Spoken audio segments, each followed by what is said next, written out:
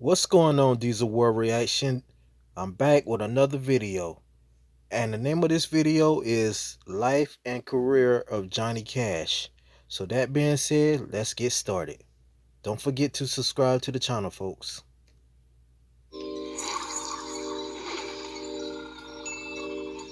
He was the man in black.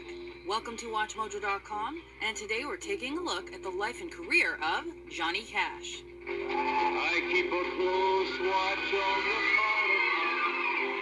I keep my eyes wide open all the time. John R. Cash was born February 26, 1932, in Kingsland, Arkansas. He grew up amid the difficulties of the Great Depression and worked on the family farm with his siblings.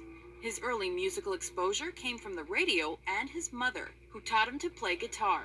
After high school, Cash served in the United States Air Force, where he formed his first band.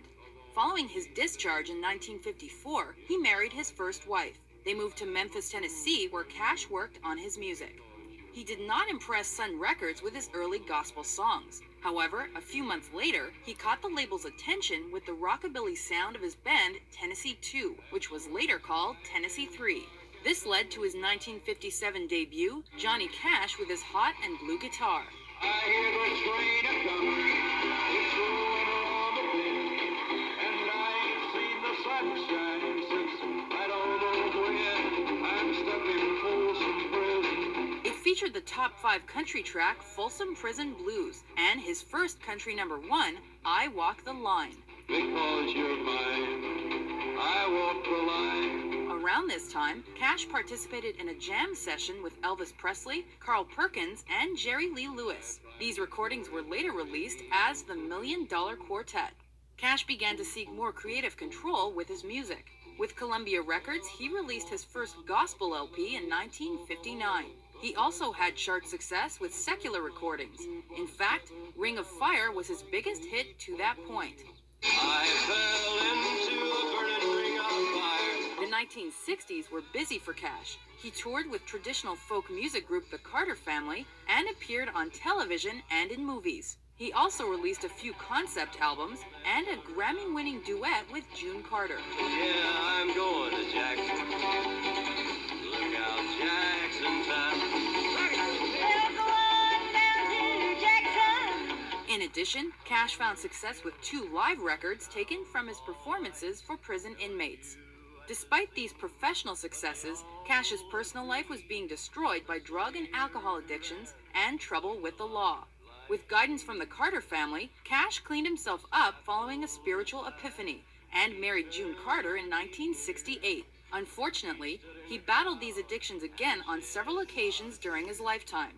In 1969, The Johnny Cash Show made its television debut. Hello, I'm Johnny Cash.